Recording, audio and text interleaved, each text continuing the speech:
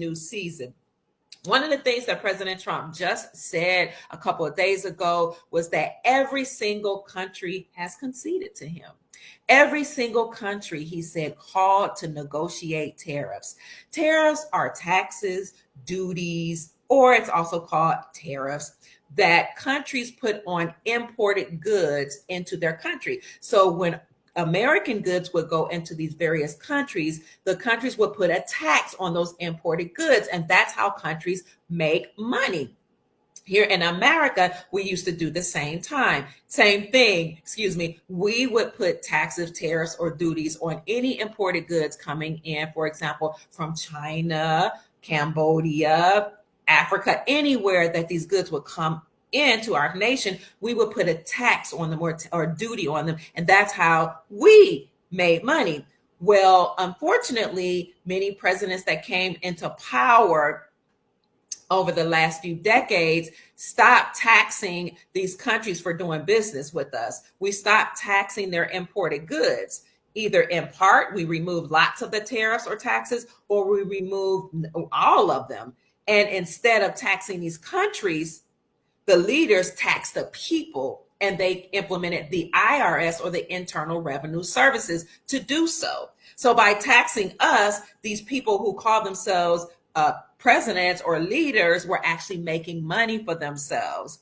Well, President Trump has come along and said, I am going to end the Internal Revenue Services, or the IRS, and create the External Revenue Service, the ERS, and I'm going to stop taxing the people and start taxing other countries. And that, my darlings, is going to make us very wealthy. So when President Trump made the announcement on the campaign trail, and when he made that announcement when he first came into office this second term, that he would start taxing these countries for doing business with them and doing business with us, a lot of economists said that's going to hurt our economy. Our economy is going to take a downturn. If he says he's going to tax these nations, then these nations will stop importing their goods, or they will put higher taxes on American imported goods going into their countries.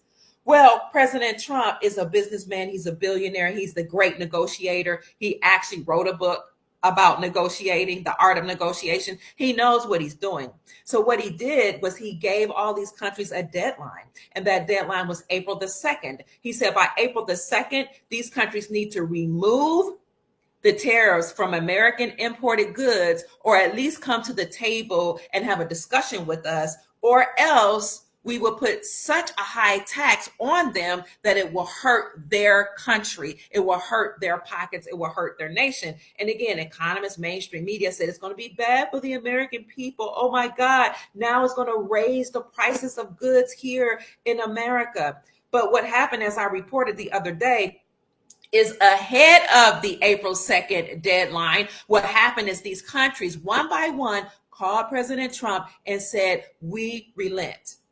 We are going to renegotiate. We don't want retaliatory taxes put on us because we've been taxing you all for decades and for centuries. So they started conceding and saying, we're going to reduce our taxes.